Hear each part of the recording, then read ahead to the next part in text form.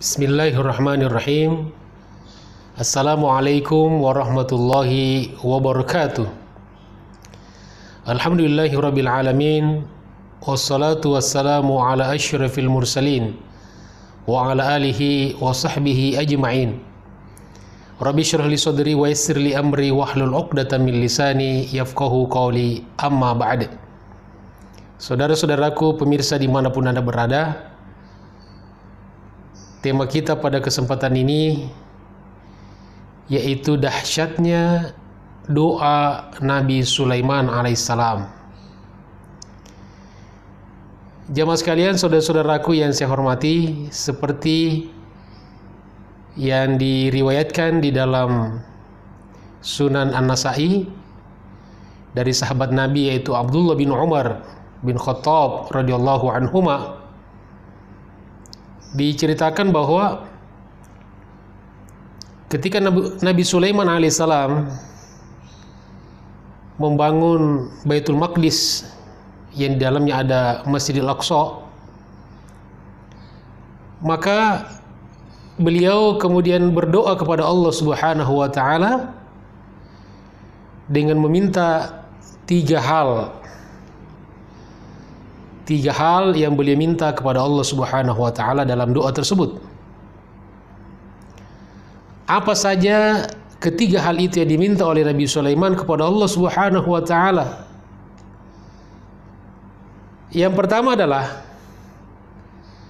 Nabi Sulaiman alaihissalam meminta kepada Allah Subhanahu wa taala agar senantiasa diberikan hukuman atau diberikan hukum yang senantiasa sejalan dengan hukum Allah Subhanahu wa taala. Artinya, kalau dia berhukum, maka dia selalu hukumnya itu senantiasa sesuai dengan hukum Allah Subhanahu wa taala. Dan subhanallah, selama beliau menjadi nabi dan selama beliau berkuasa, beliau tidak pernah sekalipun berhukum dengan hukum selain Allah Subhanahu wa taala. Artinya doanya diterima oleh Allah Subhanahu wa taala. Lalu yang kedua, Nabi Sulaiman alaihissalam berdoa dan memohon kepada Allah Subhanahu wa taala agar beliau diberikan kekuasaan dan diberikan kerajaan yang tidak akan pernah lagi diberikan kepada siapapun sepeninggal beliau. Seperti kita ketahui, beliau selain seorang nabi juga sebagai seorang penguasa dan sebagai seorang raja. Dan faktanya dalam sejarah belum pernah ada orang yang diberikan kekuasaan oleh Allah Subhanahu wa taala atau kerajaan seperti halnya yang Allah berikan kepada Nabi Sulaiman alaihissalam. Maka tidak akan ada lagi penguasa dan raja sehebat Nabi Sulaiman sampai hari kiamat. Artinya diterima doanya oleh Allah Subhanahu wa taala.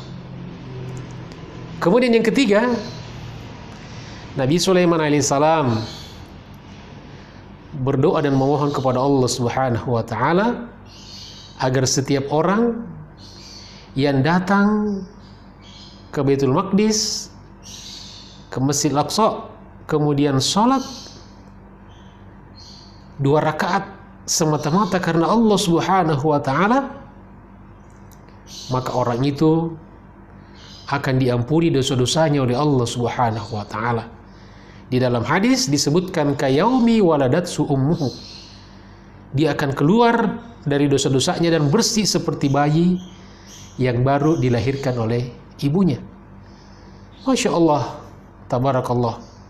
Maka beruntunglah orang-orang yang pernah ziarah ke Baitul Maqdis dan pernah sholat minimal 2 rakaat di Masjid Al-Aqsa. Inilah di antara kedahsyatan doa para nabi-nabi dan termasuk utamanya doa Nabi Sulaiman alaihissalam. Mudah-mudahan kita juga mendapatkan keberkahan dari doa-doa para nabi-nabi dan doa-doa dari para ulama-ulama dan para guru-guru kita, insyaallah.